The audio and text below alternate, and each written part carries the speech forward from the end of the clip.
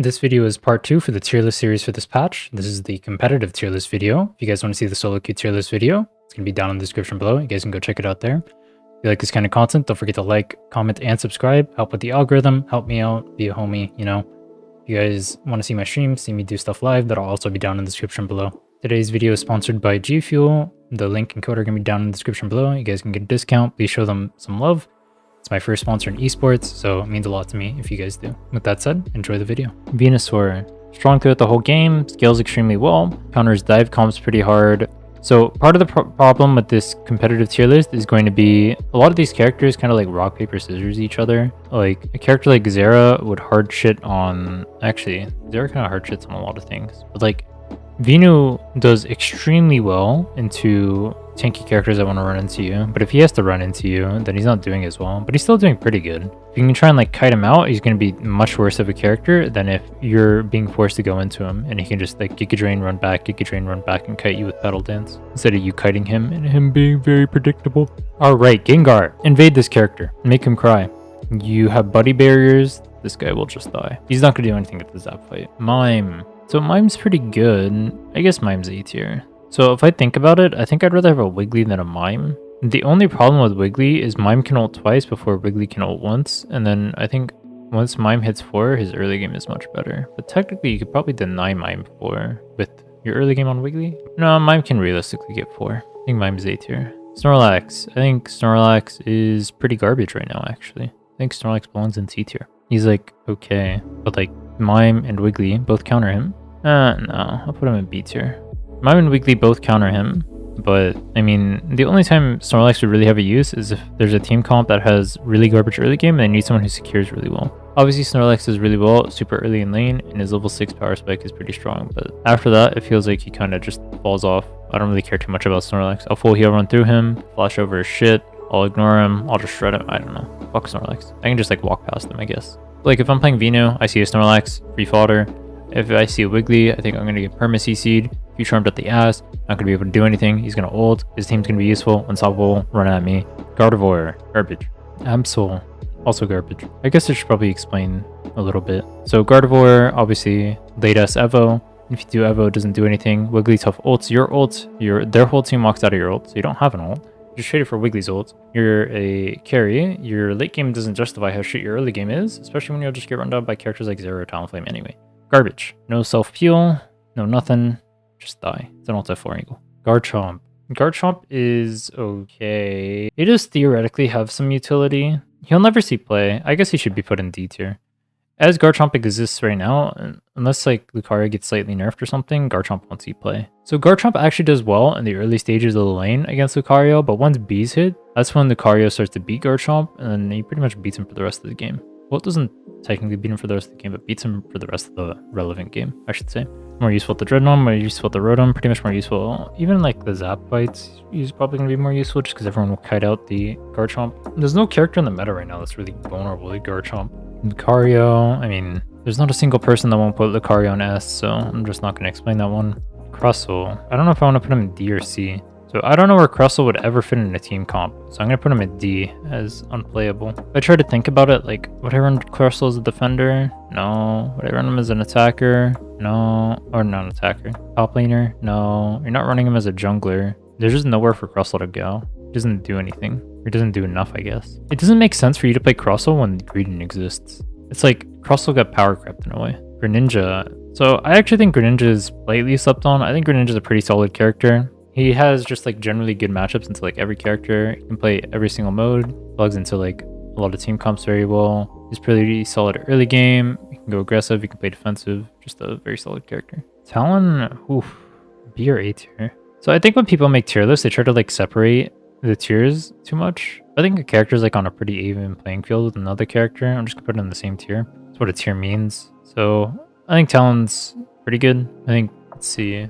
Good objective secure, good early game, good mid game, decent late game. Obviously you can ult all the time, which is very strong. You can try and like steal people. You can like bait out like flashes and whatever pretty easily. It's pretty cool. You can actually bait out ults pretty easily too. Like fake a fly in. Maybe their Wiggly will have to ult to like try to counteract my ult. Only issue is level 5 kind of sucks. And then, oh, if you ever fall behind on Talonflame, you're actually fucked. Don't fall behind on this character. Charizard. So I think Charizard used to be better, and then Wiggly came to be popular again, and ever since Full Heal exists and Wiggly exists, there's just like no reason to run Charizard. He's like decent. He's still playable. I could play him. When Wiggly's ult hard counters your ult, and you're stuck there for like 5 seconds or whatever being useless while the whole team fight is going on, your whole team is dying. Ask yourself, why am I playing this character instead of like Cinderace and just auto attacking and killing them? Right, Zera, I'm going with S tier. Too versatile of a character. So there's a lot of different clears that I'm not going to explain right now that change a lot of what Zera does and how he interacts with team comps. Zera's S tier. Alright, Cinder. We're going to put Cinder in A tier. I actually think Cinder is probably worse than Greninja, but he does better into certain team comps. So into like Venu or something, I think Cinder does better. But Greninja also has like a decent matchup into Venu. I don't know. The only problem is like Venu can heal off your clones. Lucario can also E-speed off your clones. Maybe Cinder is just better than Greninja. I'll put Cinder ahead of Greninja. Cinder is pretty good early game, good objective secure. The only problem with Cinder is his level 5 is pretty mediocre, but that's not really too much of a problem. No one really has like a strong level 5 that can really abuse it, I guess. But he's pretty decent for the rest of the game after that. Good objective secure, good shredding, can team fight pretty well. Pretty vulnerable to CC and getting dove, I guess, but that's what you have an Eldegoss for. Eldegoss, yeah, broken as fuck. Pretty much enables the tri-lane bot lane bullshit. Well, I think it'd still probably be run just with Blissey instead, but this is a really BS character. If you have an Eldegoss and the enemy doesn't in the bot lane, they're pretty much guaranteed to lose bot lane because you'll just press A on them all day and then they will cry. And Eldegoss also shits on assassins, so characters like Zera actually have a harder time playing the game against it. Talonflame has a harder time playing against it. Blah blah blah blah blah. Cram. I think I press full heal and I run at Cram and I blow him the fuck up. Cram ults, I have my Lucario go press ult on top of him. Yeah, I blow him the fuck up. Cramorant ults, I have my Venusaur go pedal dance and just keep Giga draining and healing off of it. Cram sucks. Alright, Blastoise. I think Blastoise is slightly slept on. He's pretty strong, but it's pretty hard to fit him in anywhere. I don't know if I want him in B or C tier though. I don't know. I guess we'll put him in B tier.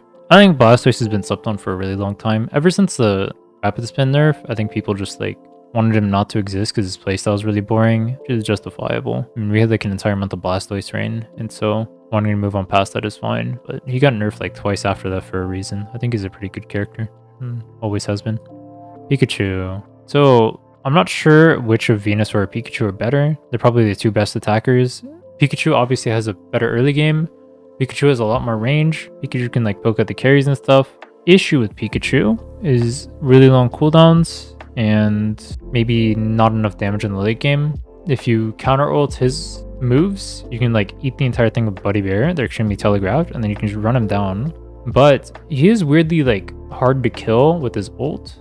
It's just he only controls a small zone with his abilities, which is very strong in lane because you can pretty often group up 3 of the enemies that you're laning against. But in later stages of the game, people are going to be approaching you from different angles with a lot more move speed and a lot more options, given that they have ults and whatnot, and they're trying to kill you at Zapdos. It becomes hard for you to like defend points, whereas Venusaur can stand on his own. Another issue with Pikachu is that you can be somewhat reliant on your Eldegoss to save you, whereas a character like Venusaur can play self-sufficiently. He can run away with Pedal Dance. He obviously has like Giga Drain or whatever the fuck, and then he has like full heal to like walk out of super risky scenarios. But Pikachu runs eject button, so if he gets like mime ulted or whatever, he's probably going to be stuck in it unless he ults himself.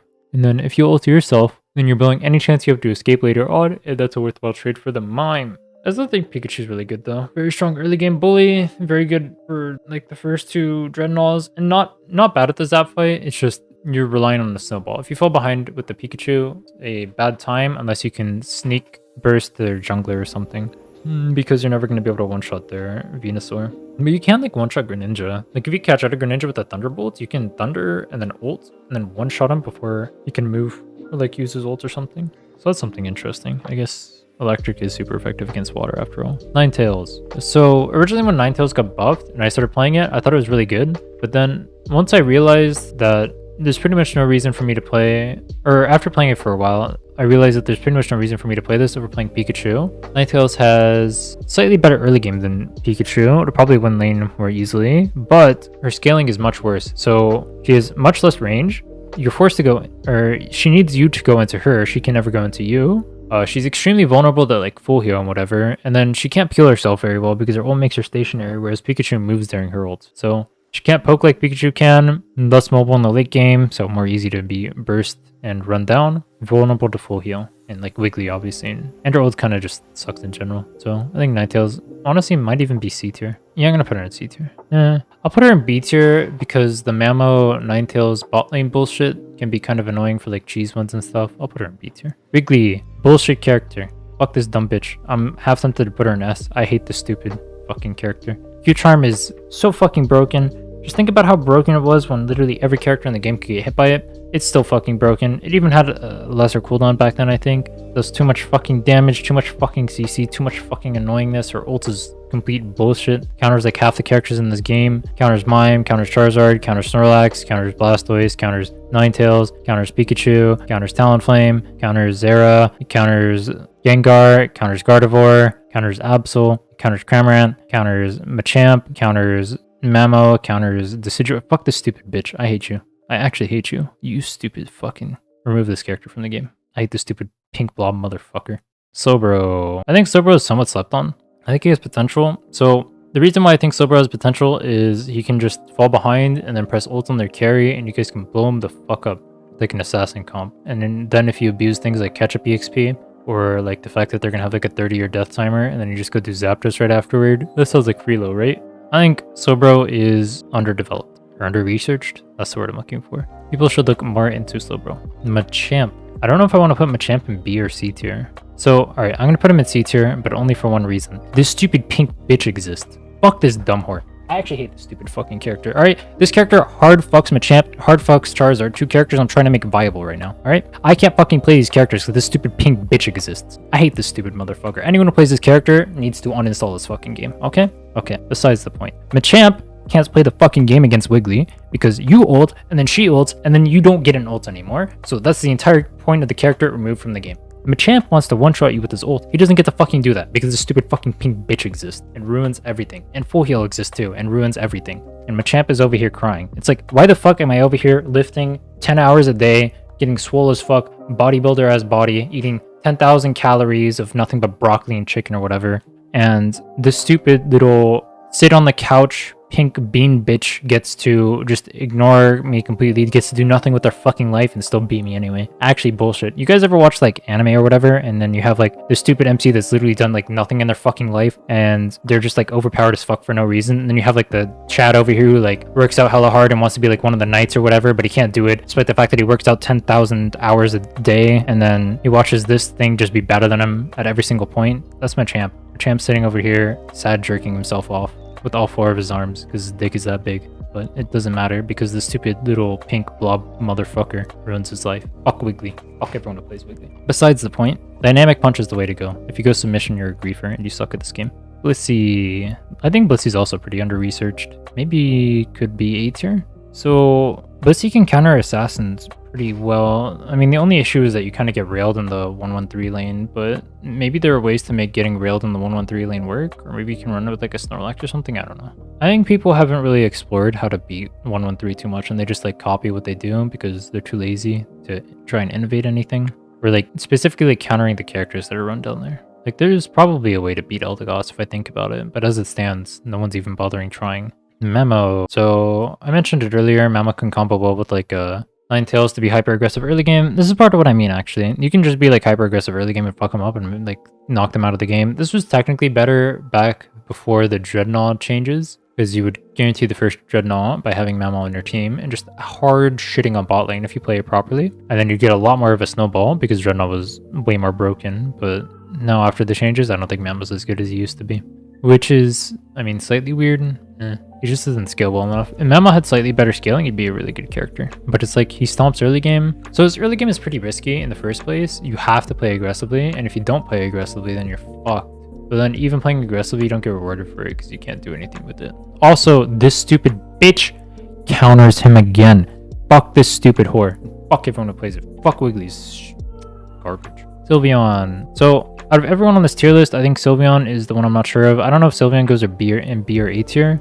I've been playing Sylveon a lot recently. So Sylveon's issues are hitting level 4. That's her issues. Once you hit level 4, you're pretty much set for the whole game. She actually scales pretty well. She can shred people, but it's like you concede a lot early game because she shouldn't really be able to last hit. The last hit will always be in the enemy favor. Her early game sucks because you're not running Muscle Band, so you get out-traded by Venu and by Pikachu. you have less range than they do because your auto attacks suck, and you don't actually become good until you hit level 4, and you can like hyper voice contest them.